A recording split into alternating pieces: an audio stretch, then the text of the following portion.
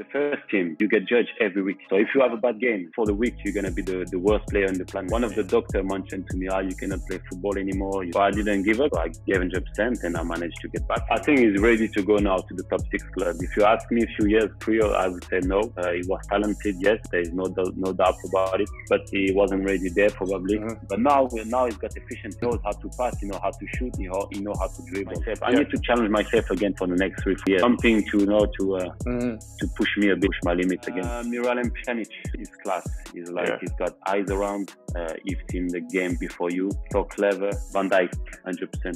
I stay in his pocket for the full game. He's reading the game well, using his strength when he needs. He doesn't need to talk a lot to have a presence on the pitch. You have to find what's matter for you. Don't follow the trend because the trend is made by people and you're not these people. Follow what's important for you.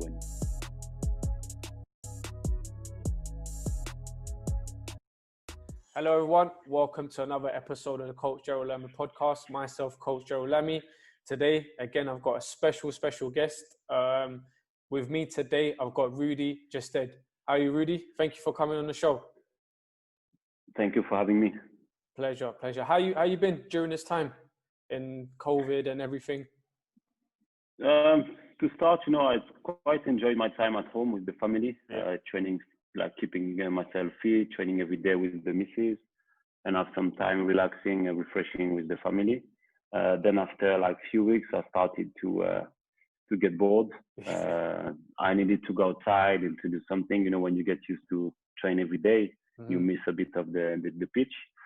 So I kept myself training every day. I had time to think about my future and about myself and the family. So it was a good time, to refresh yourself. Then, but I was looking forward to end it and to get back to the normal life. No, for sure, man. And it's been Eid as well. I know you're practicing Islam, How has that been for you? Alhamdulillah, it's good. We were with the family. So everything was great. We had time to spend time together and pray. And, it was during the COVID, it was in Ramadan time. So it was much easier for us to practice it and pray on time and everything. Because usually when you train, it's a bit difficult to pray on time. So this time was amazing because we had time to read and practice very well. And, all the atmosphere was towards the same goal. So it was great. It was a very good time. No, amazing. And I read up that you didn't grow up as a Muslim, but you got into the faith. How did that come about? So I grew up in a Christian family, but not practicing. Just I wasn't sure about God and everything. I didn't think about it. Then I started to have friends from who were practicing Islam. My first agent was a Muslim guy. And practicing his faith, and then I met my wife and the family, and got some value and principles. I was referring myself, so it was quite natural for me to start to read about it, start to know a bit more about the religion, where does it come from, what you have to do, what is it to practice Islam. So, and then after a few books and reading, I realized that's something I was comfortable with.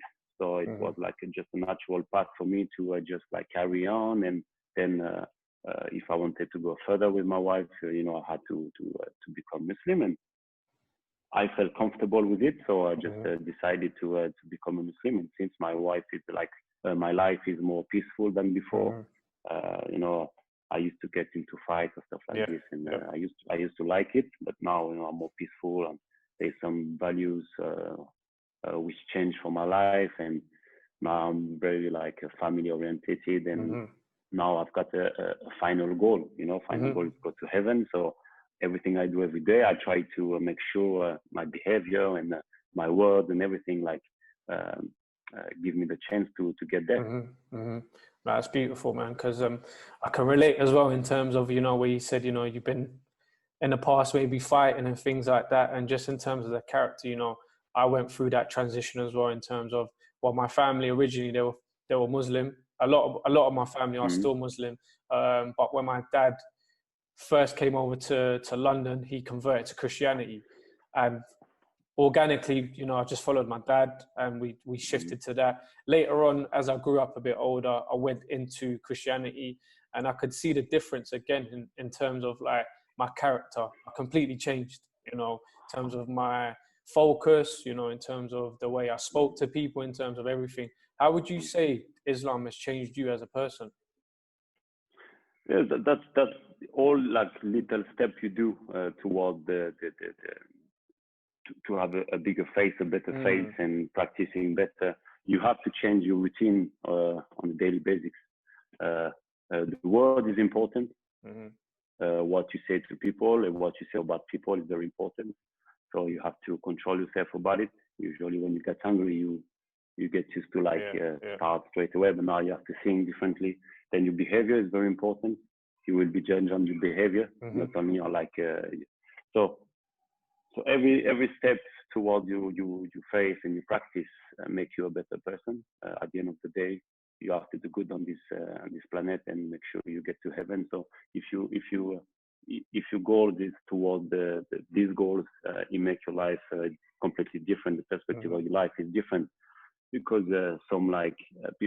maybe before you get used to get into trouble for small things, which are not important, but now you know like it's easier to make the difference between what's important in your life and what is not. So no, I feel much more peaceful inside.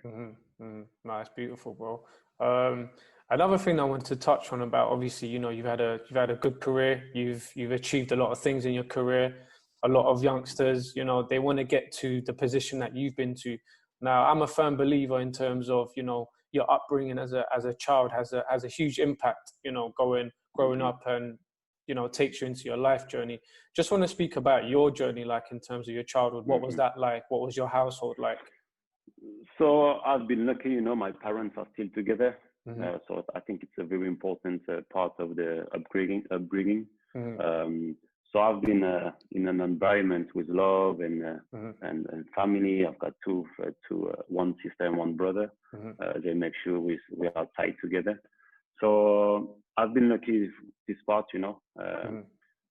Then I grew up in a good environment. We were not rich, but I always had food and always had clothes and stuff. So I didn't miss anything. And when you're young, to be fair, you don't care, but you don't know what you're missing when you don't have it, you know. So now I've been lucky to grow up in those environments. My dad never put pressure on me to do sport or something.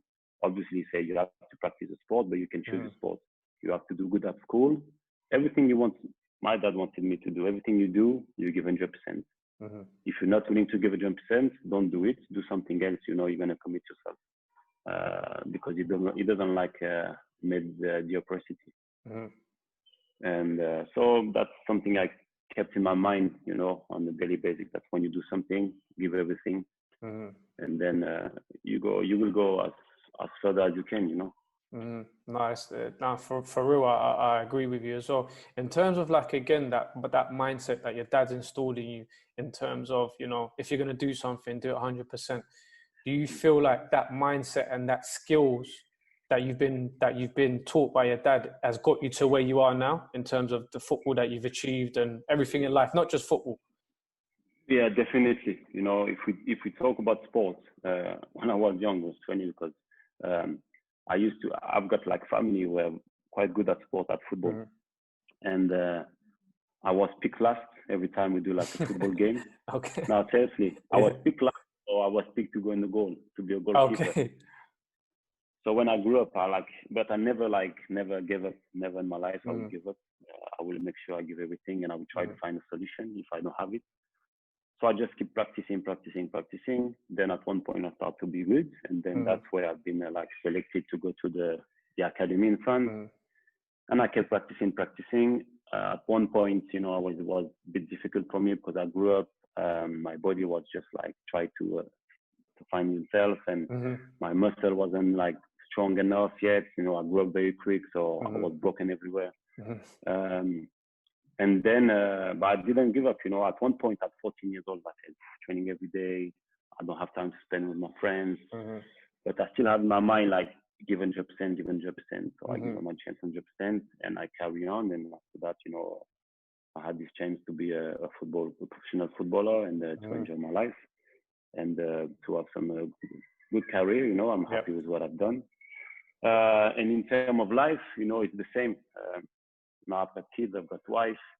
I know now I've got the responsibility to show a good example for my kids, so that's important. It changed your mentality also. You're just not like responsible for yourself. So, always try to show them that they have to push themselves like 100, 150%. Don't be happy with just the minimum. No, that's powerful as well. So again, just going through your journey, growing up in terms of your football career, like you said, your body it was just finding itself. In terms of as a young person and as a young man, sometimes it's kind of hard to digest that or even understand what your body's going through. Did you have anyone there that could explain to you, listen, Rudy, this is what you're going through. So don't feel frustrated with yourself if things are not going the right way for you. When you're in the academy, at one point you by yourself. The coach doesn't have time to be just only on you. The medical staff just talk to you a bit, but they don't have time to be just on you. So at one point, you have to find yourself the strength, and you have to have a good surrounding. I'm lucky I had a good parents and friends, and I'm still friends with. And so I just challenge myself again. Listen, you will be fine. Make sure you keep working, you keep doing like the extra work, and at one point you will catch it up. So I was like try to do my work and everything, and didn't give up. Even when some friends around me like gave up, but I was focused on my goal, and I got it. No, perfect. And you said you was playing in goal for a little while. You turned into a striker. Is that why you wanted to be a striker? Because you didn't like being a goalkeeper? Yeah, I didn't want to be a goalkeeper, but I didn't have the choice. It was goalkeeper. I wasn't playing. I was a bit younger than the others. Yeah. So I went there, but now I think they will pick me first, maybe. Yeah, for sure. And again, just going through that journey again, in terms of like when you was offered your first professional contract, what was that like? In terms of, did you think that I'm here now, I'm ready for this, or did you think I still got a long way to go? When I was 12 years old, and a few clubs around me wanted to sign me, so I decided to stay in my local clubs. Metz, it was a good academy, and they give importance to the school. So for my parents, they feel more comfortable, and I wasn't that far from them. But I signed for 10 years. Okay, so wow. In 2022, I almost knew I was going to be professional, but I still had to work on this, So I had a long contract, so it gave me like the peace in my mind to say, okay, listen, just put the work, and when you get there, you'll be ready. So I've been lucky that at 12 years old, I was at a good level, so team was around, so the club had to put a good offer for me. And how was it being like the guy that's playing at a professional level in school? Like, what was you the main guy in school? Yeah. When I was at how do you say the college in England, so it's like between 15 to 18 years old. I was in a national team for France. I was like doing some training with the first team, so the word spread around that I was like the guy. So you try. At this age, it's hard to be humble all the time, and you're a bit of playing around and walking around, and so it was good. It gives you confidence. It gives you, but then you have to deal with it, because obviously people see you in a different way. You have to make sure that you know how to handle yourself, and you know how to be true with yourself and your friends. So I think at this age you start to have like a kind of outside face, and the truth when you are with your close friend and you in a circle, So it just like come naturally, and you have to learn it, But then you've got this, Of course. No, not at all. But in terms of, again, like having the right group around you, because I've been around like players when I was younger, and I'm thinking this guy 100% has to become a professional without a doubt.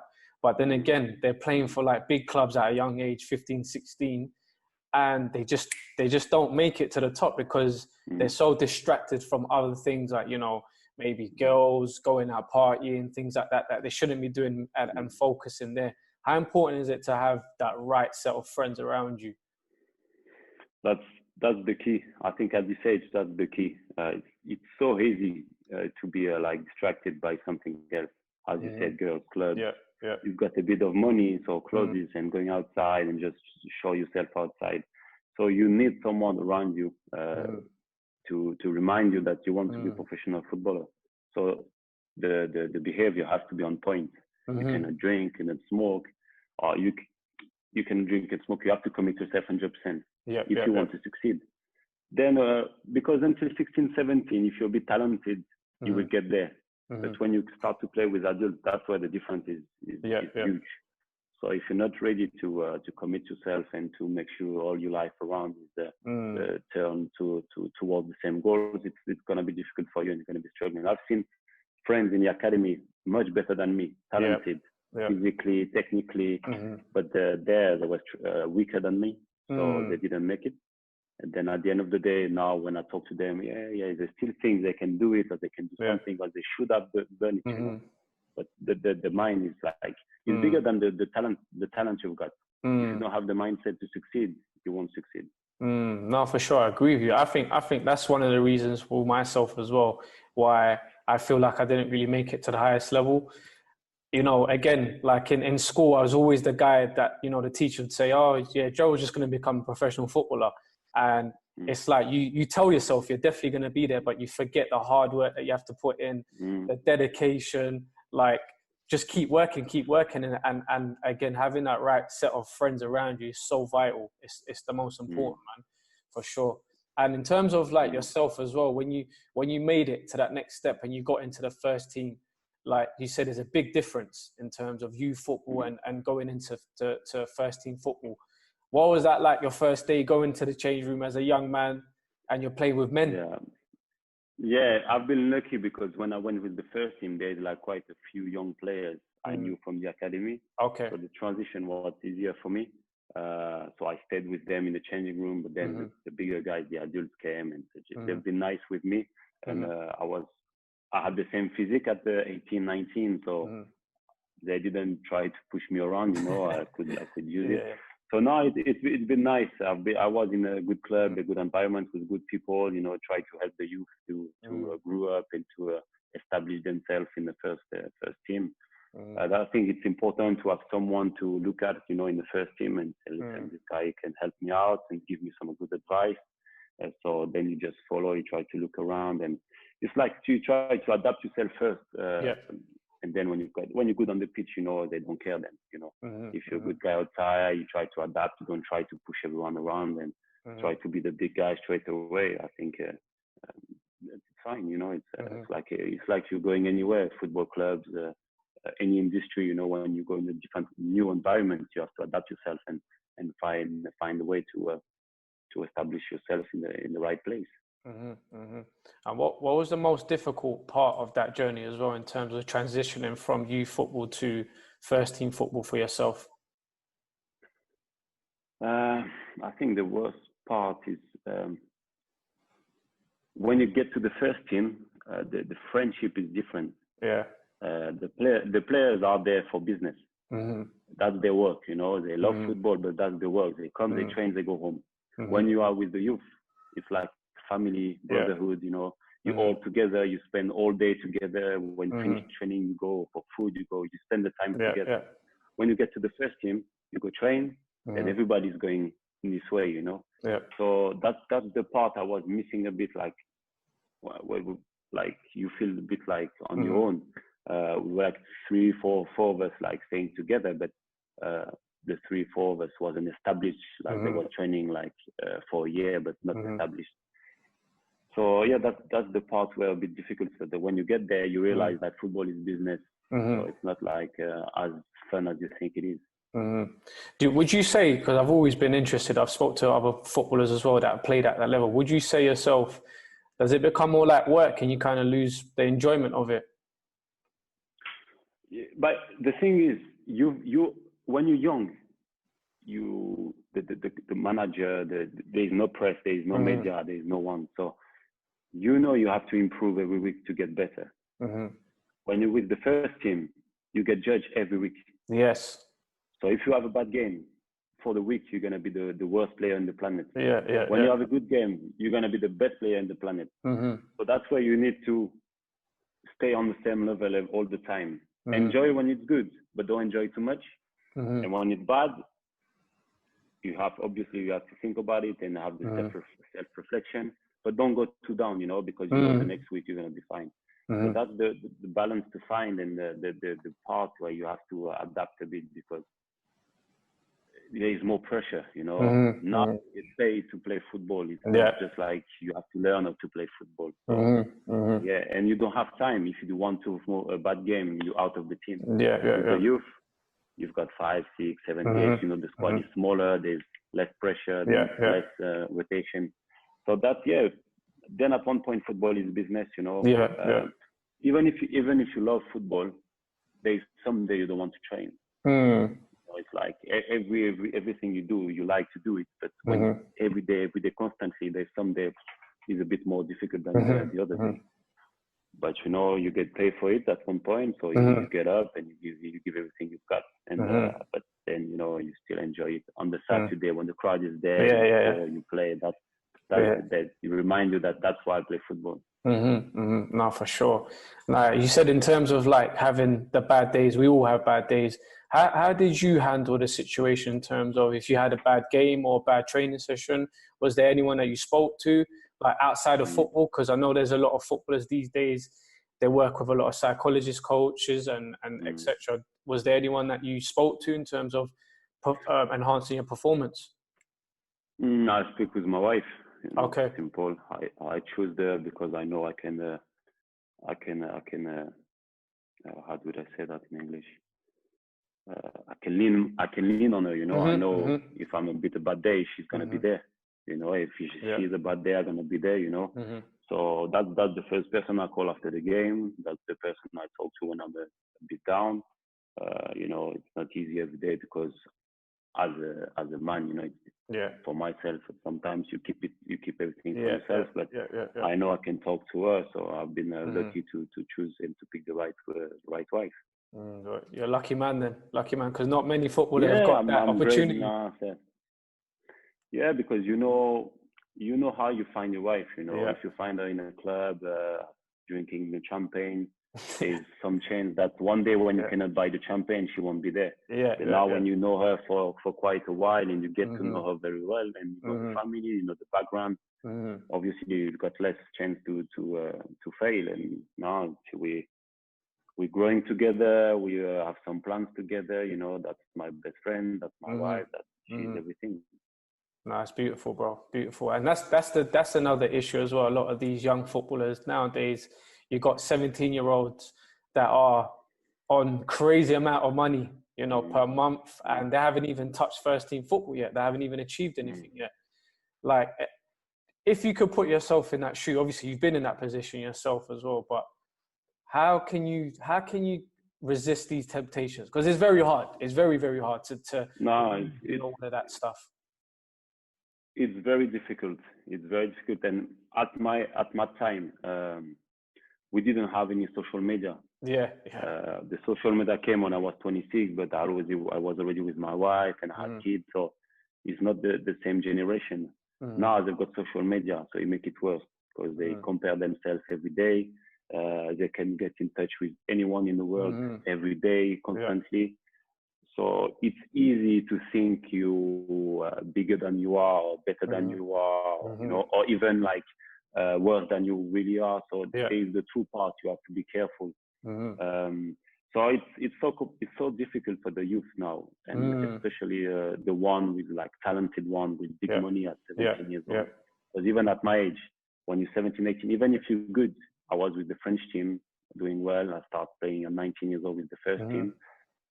You don't get this money and you don't get this attention. Now you can get transferred without playing with the first team for money. Before it didn't happen before.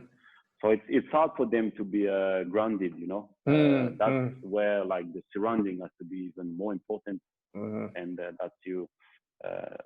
that's the club. I think the club, the academy now in football should be very careful about it because they have to make sure that the player is ready to get there.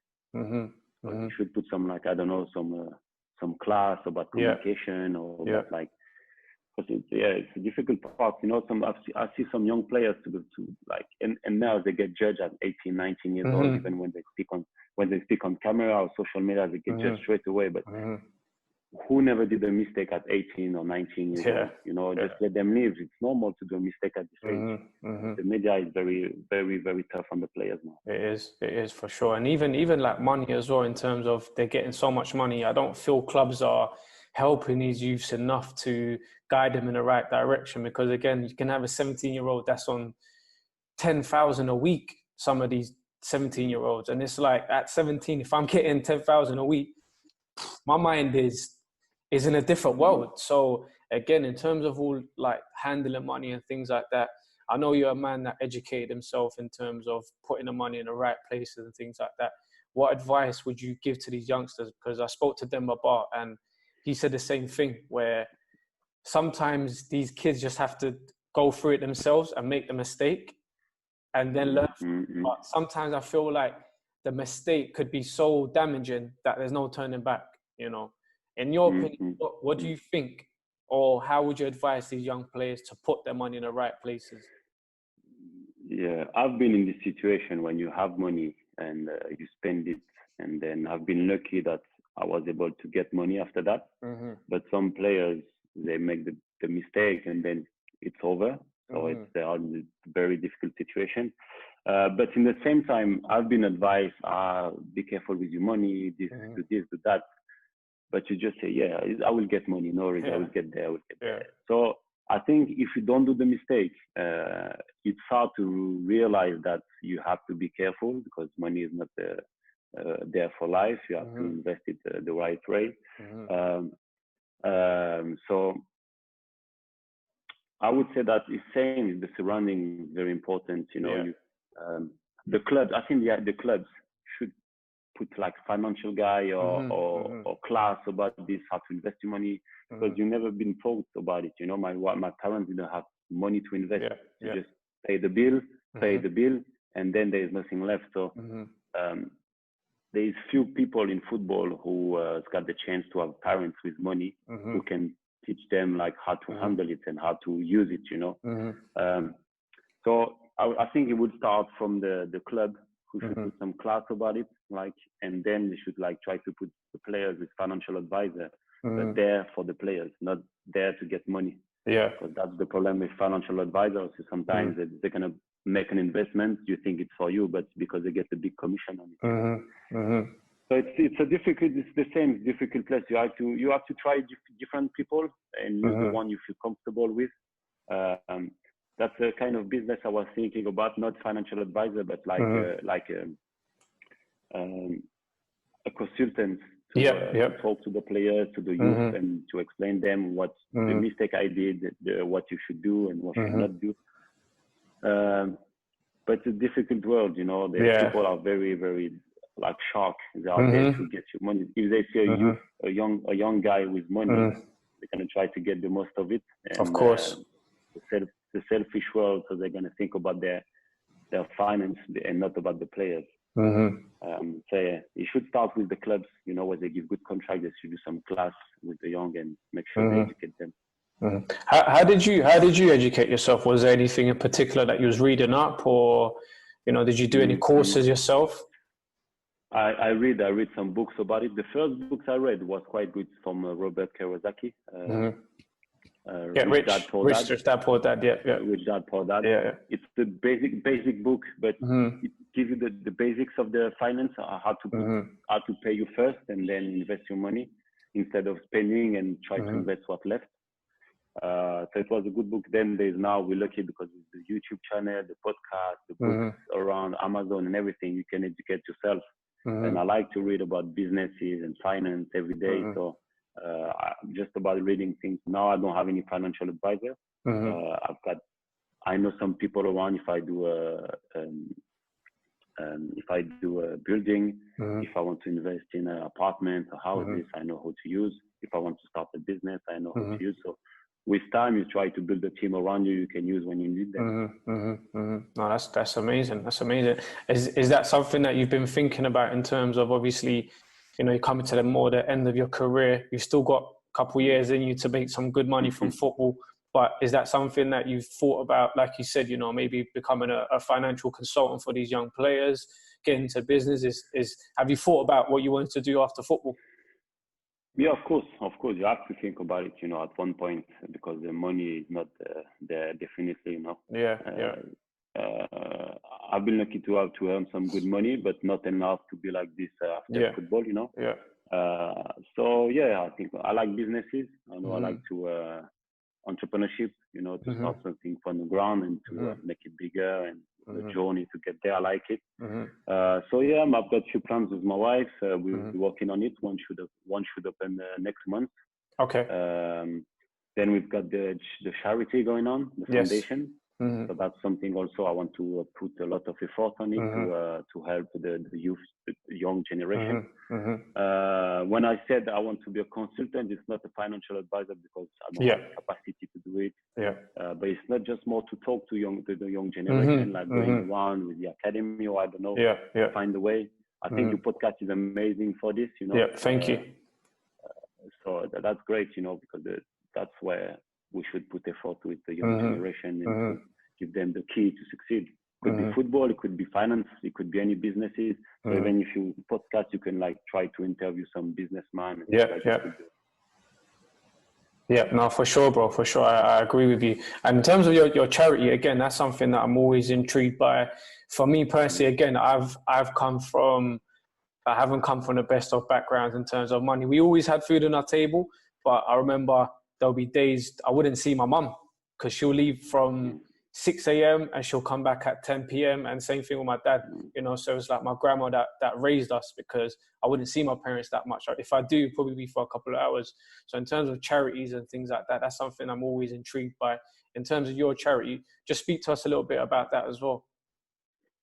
So the name of the charity is Jarama in Pearl. So it's like a native language in West Africa. It means thank you. So we've got African background. My wife, she's from Guinea and Senegal. I'm from Benin, so it's West Africa. So going there, seeing the people, the young generation, and see what we can do. Obviously, it's not the richest country in the world. It's getting better, but there is a lot to do still. We decided that we could do something, and as a Muslim, as a believer, it's always good to give part of your finance to help people, to help the new generation. So then we think what we could do, and we say, listen, let's do a house for 10 orphans. And so we're going to look after them from when they're going to be 3 to 5 years old. We're going to bring 10 kids in our house and look after them until they are able to look after themselves, by themselves. And we're going to put them at school, give them the chance to read, to know about everything in the world, with give them the keys to succeed. So it's like we're gonna have 10 more kids with us. We're lucky to have 3. But what's good is all the families involved. So for example, my sister-in-law and brother-in-law they look after the French part. I've got cousins who are doing the communication and marketing. My sister is doing events. So we all involved on this. So it's like a family project, Nice. And then we're going to give some godfather and godmother to the kids over there. So just look after themselves. So it's like a family project, and we're going to make sure we give the love and the chance to the kids to start the life the best way. Has the project already started, or is still ongoing in terms of the? No, the building started yesterday. Okay, wow. So, okay, nice. We managed to regroup some money. Obviously, there's a lot to regroup, and it's going to be a long-term project. But we started the building. It's going to take 6 to 8 months. If the architect is doing well over there, you never know.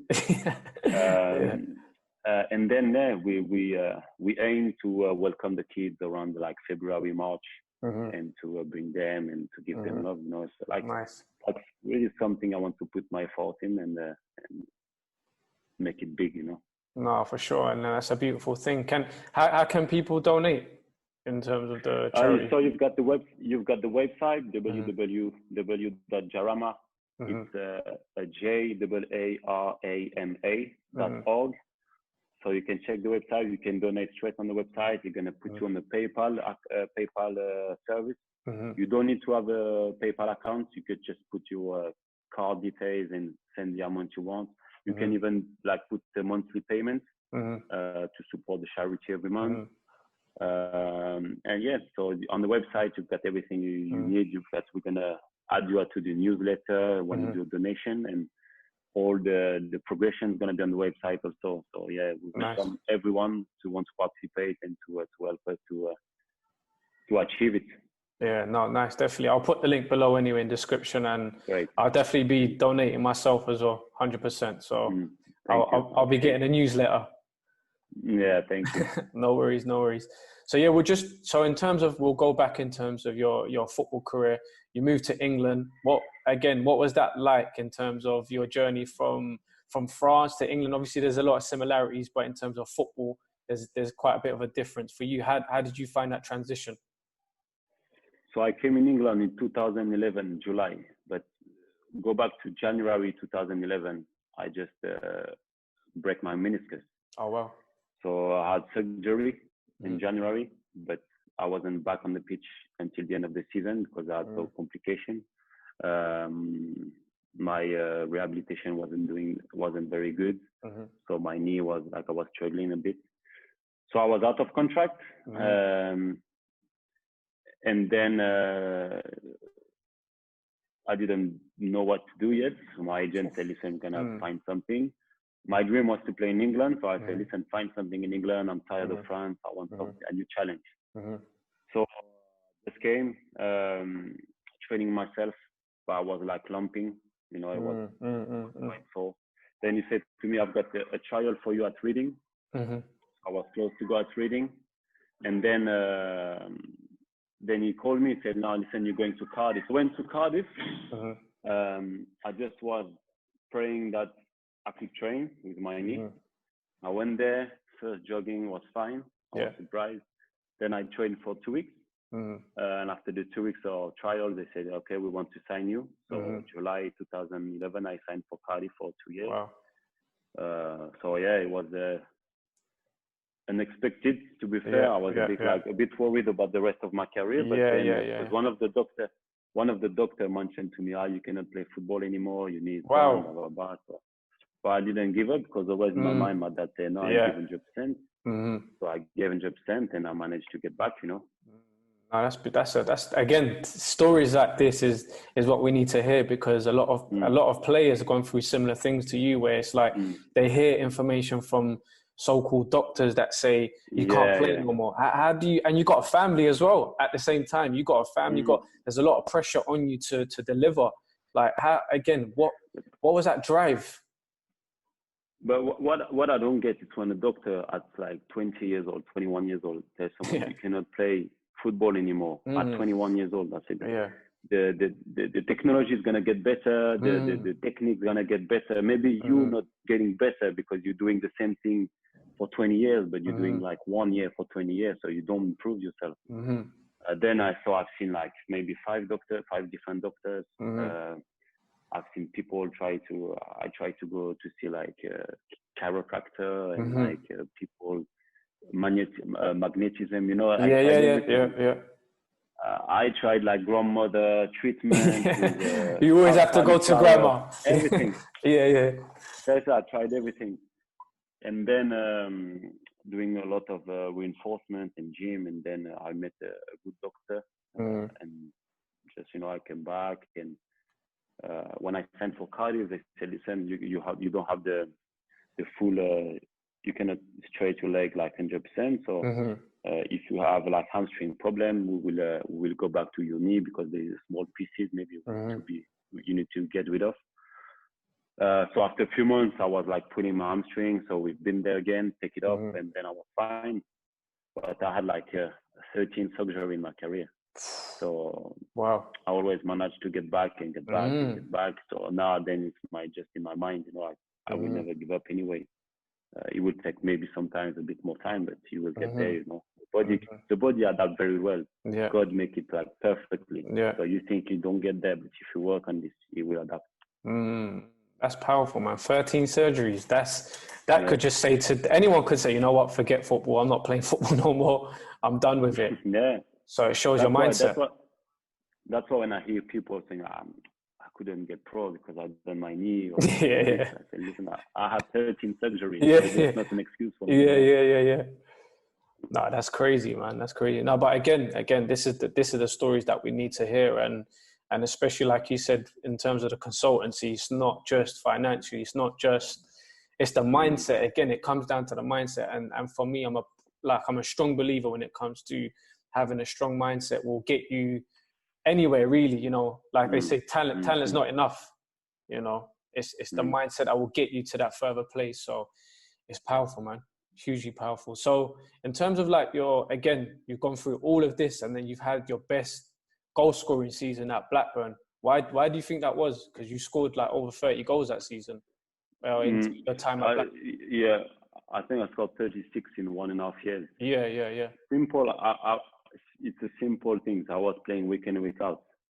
But the first time in my career when the manager trusts me and said, "You go, listen, even if you have 2-3 average games, you're gonna be there the fourth game." And the fourth game I was scoring 2. So as a striker, you need to have the confidence of your manager. Because you need to feel like comfortable when you shoot or when you move and when you sprint. The problem is when you don't have it, and after one game if you don't score, you're out. Yeah. It's so difficult to be like 100% free. So that's the part when I was with Gary Boyer. He said to me, "Listen, I brought you in this club. I want you to succeed, to go back to the Prem because I was coming back. I was coming from Cardiff in the Prem. So he said, I want you to come back to the Prem. So I will give you everything you need to get there if you perform for the team." I said, "Okay, listen, we've got a deal." And then I enjoyed my time there. We had a good assistant coach, Craig Shaw. We've got some good people around, and I really, really enjoy my time there. Would you say that's the key to like players is having that confidence from your manager and that backing, like to say, you know what, just go out there and deliver, do what you do best. That's so important. I think that's like 20, 30%. Give you 20 boost, 20% boost.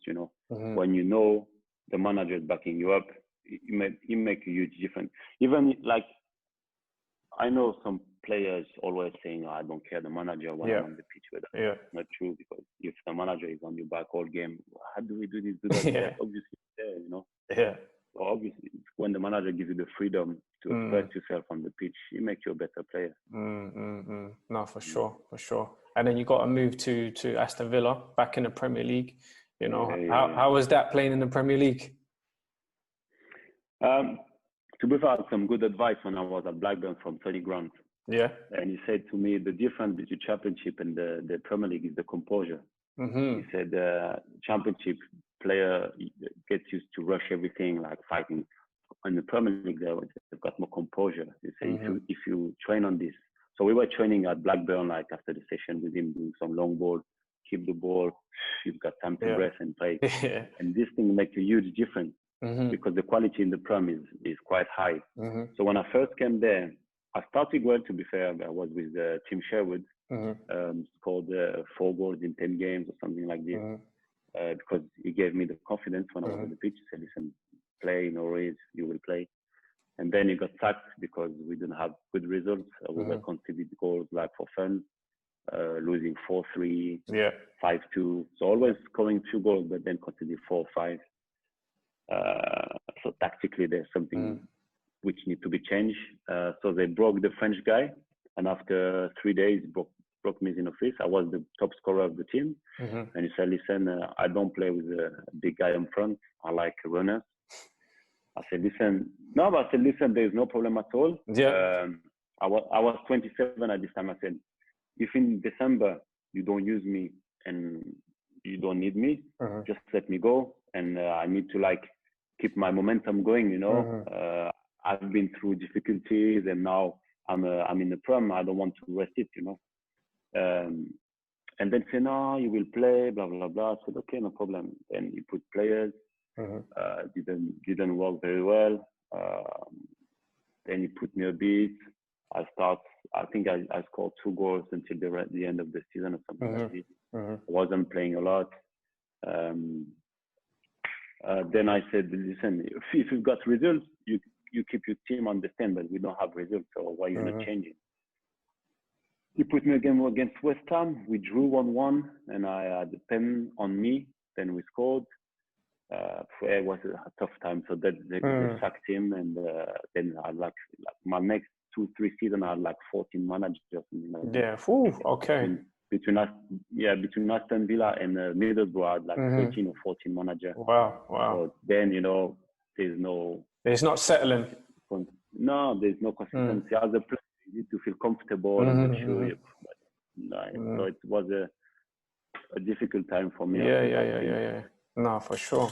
And one player that I wanted to ask you as well at the moment, who's been linked with quite a lot of big clubs, is Jack Grealish. How good is he? Do you think he's good enough to go to the top 6 clubs? I think he's ready to go now to the top 6 club. If you ask me a few years prior, I would say no. He was talented, yes. Amazing player, yes. There's no doubt about it. But he wasn't ready there, probably. Because he was still playing as a young player, you know. Not like, I'm not talking about the outside football because that's like business, you know. I know the media is talking a lot about it. I'm not talking about this. I don't judge what he's doing outside. But on the pitch, he was trying to show too much. He's a good player. Yeah. But now he's got efficiency. He knows how to pass. He knows how to shoot. He knows how to dribble. So that's why now he can get there. Because at the top clubs, they've got talent, they've got work ethic, and they've got in terms of decision making, they are like top players, top class. So that he can play there easily. I can see him like playing in the best team in the country. You know. Yeah. I think he's definitely got the attributes to go to the top clubs. Again, on and off the pitch, the media says a lot, but in terms of ability, I think, like you said, it's that efficiency. And a lot of these players these days, they have the skill, you know, they have everything about them. But it's like when Ronaldo first came to Manchester United. You know, he had all the skills, but he didn't have that final end product. So I think he's ready. He's definitely ready. But in terms, and when he will be with the best, when he will be with better player around, he will be even better. You know, because with all the respect I've got with Aston Villa, I think Jack is another level from Villa. So now I think it's a good time to leave because he's wasting his talent when he stay at Villa. You know, he needs to step up. He needs to step up to improve again. Otherwise, there is no one who can challenge him at Villa. So he's too comfortable. When you get comfortable, you stop to improve. So he needs to get there to improve. No, for sure. And in terms of your career, you know, you've just left Middlesbrough. What's the future hold for you? Staying in England or abroad? I think, you know, I'm open to any challenge. I need to find the right balance with the football, and I want to play. To be fair, I want to play. I don't want to be sat on the bench for a few games. I want to play. I want to enjoy football. I've got maybe 3 to 4 years left. So that's the time I just, you know, want to be on the pitch week in, week out, scoring goals. And so there is some clubs I know in England I will not go because it's going to be difficult to go to the championship again. Maybe it's going to be a lower club. I don't know. So maybe a new challenge abroad could be interesting with my face, maybe the Arabic countries. You know, this kind. I would like to try Spain, maybe like second division or small team in the first division could be good. You know, to challenge myself. I need to challenge myself again for the next 3-4 hours. You know, 4 years. Sorry. So I need something to, you know, to push me a bit, to push my limits again. Would you say that's your character in terms of like when you feel comfortable, you don't get the best out of yourself? You need something that's going to challenge you. Yeah, I think it's any industry. When you know you're doing well, that's why you stop getting better. I think, you know. So you need someone to challenge you every day or to push you around. So it could be someone in your surrounding. It could be a colleague. It could be a competition outside. You see is doing better than you. So you just like push yourself to go over your boundaries, and then you reach your full potential. Powerful. Listen, bro, before we finish, I just want to do a quick round of questions with you. It'll be quick. No problem. So, first one. Fire it. Best player you've played with? Miralem Pjanic. Okay. What was he like in training? His class. He's like he's got eyes around. He's seen the game before you. So clever. Yeah, his brain is amazing. Powerful. Toughest opponent you've come against? Van Dijk, 100%. Yeah. What? Yeah, I think I stayed in his pocket for the full game. What did he do that made him so special? He's reading the game well, using his strength when he needs, uses his brain when he needs. He's got like this charisma. So when he doesn't need to talk a lot to have a presence on the pitch. You know, that's important. There's few players who've got this. Now he's a real leader. He's a real leader by the game, by the physical attribute to. He's a top defender. Would you say he's the best in the world? He doesn't get exposed a lot because he's clever. Yeah. Because I think it's last season nobody beat him 1v1. No. Because he never exposed himself. It's not like because he's so good at it. It's because he never exposed himself. He knows how to read the game. So that's a huge skill to have. I would say he's there. He's there. No, for sure. Yeah. For sure. I like Kalidou Koulibaly also. Oof, yes. I played with him. He's one of the best also. Yeah. This is something that we spoke about. I spoke with Demabar as well in terms of like Koulibaly. You don't get that recognition, and why? Why is that? Is it because where he's coming from, or what? Simple. There's nothing to go around. It's African players. Yeah. That's I don't understand. That. You can, if you check Sadio Mane, he could have won the Ballon d'Or this year. Yes. With everything Liverpool did, but they didn't give it to him because he's African players. People can say, no, it's not this, it's not racism, but that's the truth. When you African players, you don't get the same recognition than the other players. Simple as that. The value is down. The money they want to offer you is down. I think there's something to do in football about it because you should trade fairly the players, not by where they come from or what they believe or something or the color of their skin, but by who they are on the pitch. Now, if you take money out of Liverpool, it's like I've got full respect for Jonathan Anderson, but he doesn't deserve the best player of the league. Yeah. You know? If you want to give to someone in Liverpool, you give it to Sadio Mane. For sure. Simple. Yeah. But he didn't get it. The Ballon d'Or, he was third or something. But he's not even in the squad of the year. How can you be third in the Ballon d'Or, but you're not in the squad of the year? Something is wrong, you know? So, you know, it's happened to Drogba, it's happened to Eto'o, it's happened to all the African players. So it's not just a coincidence, it's the truth, you know? Yeah, no, for sure. I agree with you. And in the people in charge of the FIFA or something like this, how many African guys you've got? What the voice they've got? The voice they've got? They've got nothing. It's like 54 countries in Africa. So where there's no one representing the continent, you know. No, for sure. And we're seeing what's happening in the world at the moment, where things are coming to light, and it's like some people don't like it, but it's the truth. It's the reality of it, like you said. Yeah. You know, I had the chat a lot with Ben Gibson at Middlesbrough. Very good guy, you know, open-minded. We like to talk about everything during lunchtime. And one time he said to me, but the thing there's still racism on a daily basis. I said you cannot see it because you've never been touched by the racism. Yeah. Some people looking at you a different way, talking at you a different way. You know, you cannot see it because you're not touched by it. But when you go out in a club or you go out in a restaurant with your wife and people looking at you, or when you want to buy clothes, people when you get into the shop, before they're looking at you, but then they see you a bit like tall and athletic, and maybe you've got the watch, so they back down a bit. But the first sight, people is looking at you, it's like, just because my wife is black, I'm mixed colored, you know. So straight away people are. I said, one day you should try, I don't know, to do something and you will see it, you know. Yeah. So when you're not touched by it, it's hard to have the feeling or the emotion about it, you know. So I understand no. But people who said, there's no racism, you've never been confronted to racism. So just like try to educate yourself and try to talk to people who've been touched, but it still happens, you know. For sure, without a doubt. And I agree with you. Like my wife, she's black as well. And it's like, as much as I understand the culture and as much as I've been brought up around the black culture, coming up from Hackney and things like that, I will never understand deeply, because the first instance that people see me, they'll be like, oh, this is a white person.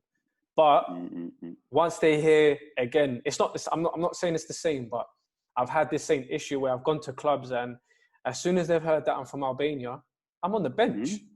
I'm on the bench. This whole pre-season, I'm playing. But as soon as you heard, because even when I signed the papers, I didn't put down that I was born in Albania. I put down that I was born in England because of what I've experienced before being in clubs. So when they heard that I was from Albania, all of a sudden I was on the bench. And it's like, you're right. Clearly there's something there. East Europe is all the same. It's like the French African East Europe. People doesn't like them. I don't know why. They think they are different and they're going to cause trouble and everything just because they read like a newspaper saying that. So it's like, I fully understand what you're saying. No, it's crazy. But talking about managers, who is your favorite manager that you've played for? I enjoyed my time with Gary Boyer, because I had this full confidence. I like Tim Sherwood, to be fair. I had a good experience with Eto Karanka. It was a short experience. My first manager was Francis de Tadeo, because I had him in the academy. Then he went with the first team, and I was with him in the first team. So obviously, I'm very grateful with the chance he gave me. I would say, like, I try to find a way or find something to be grateful for what they gave me. So every manager I've been, even if I learned something, there's only one really I didn't enjoy my time at all, is the Remy Gard. I'm not lying about it. This guy was like, just, I don't know how he can handle a team. Just always in a bad mood, always criticism and a negative mind, and everything I don't like, he's got this. Then, to be fair, when you speak with him on 1v1 situation outside football, he's a cool guy. Maybe put too much pressure on him during the football time, I don't know. But when you speak to him outside football, he's a cool guy. But as a manager, no, I didn't enjoy it. So then I had like Malcolm Mackay, who taught me the English football the strong way. But he gave me the work ethic also. When you come from France, the work ethic is a bit different. So he gave me the work ethic in England. Then I had, I met some Karanka, like, he's a strange, people think he's a strange guy. I like it. I think he's honest. He gave like 150% of his person in football. So when he's got emotion, it's very high. And when he's down, he's very down. It's because he give everything, So some people are struggling to understand that. But no, I enjoy my time with him. Then Woodgate, I think he should deserve a shot again. Even if Middlesbrough was a bit difficult for him. But he's been honest. He's been a very good player, so he knows how to talk to players. Then, the season was bad, and, it's just like he had to change from Tony Pulis to with the same team from Tony Pulis to a new football. It's difficult. When you don't have the players to do it, it's difficult. He didn't have the money to build his team. He just gave him like do something with it. Okay, that's your first job. So at the first you're gonna be judged. Then you don't have the budget to do anything. Then you get the team from Tony Pulis. It's very special. If you know this. Of course. Yeah. Stoke City, bro. It's different. You don't improve. You don't improve. You just say crap. But I had some good time with Gary Boyer.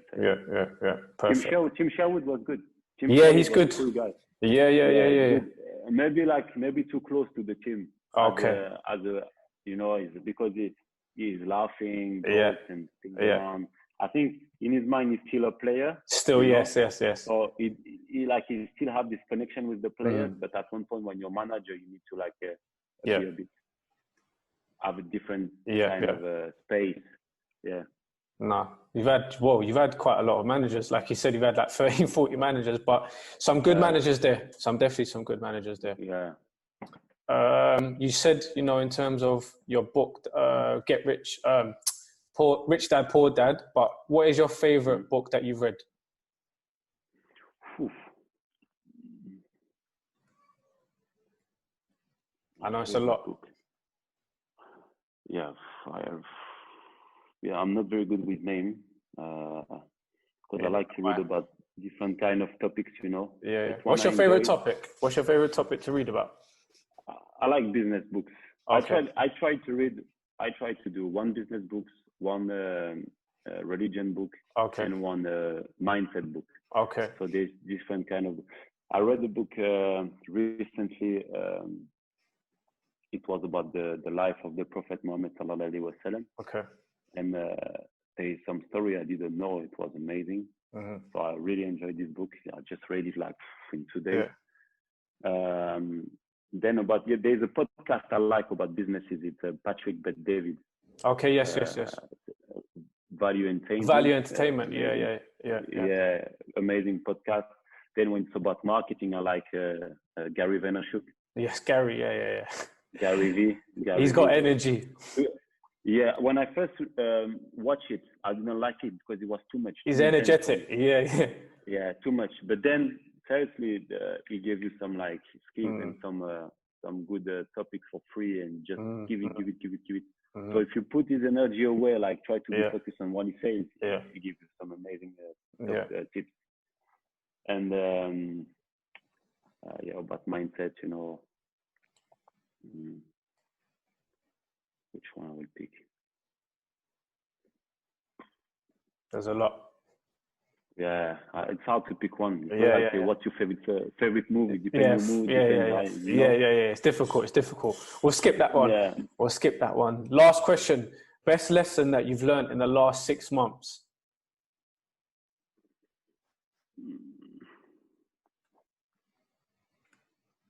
I would say that you have to find what's matter for you in your life, and don't follow the trend, because the trend is made by people and you're not these people. So just follow what's important for you and your family. You don't care what people are saying and stuff like this, you know. Well, that's powerful, man. That's powerful. And this is again like something that I just wanted to say during our conversation anyways. Like, a lot of people have the perception on footballers that, you know, they're just footballers. They don't really know much. They just kick footballs around. Now, you're a prime example of there's more than just a footballer. Like, you're doing things out of, you're a family man, you're educating people, you're making difference in people's lives.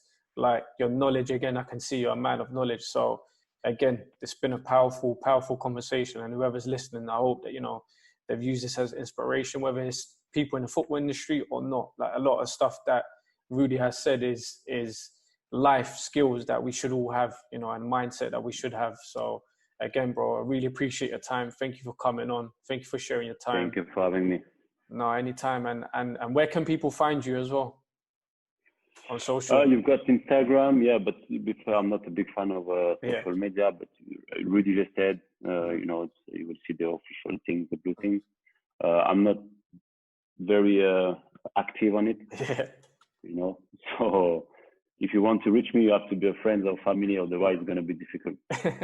Perfect. No worries, bro. We'll put the link as well for the your charity. The charity, that's where we can find me. We'll do that. So again, bro, I appreciate your time. I'll let you go on with your day because I've taken most of your day. So appreciate it again, bro. I'm fine, always. No, thank you.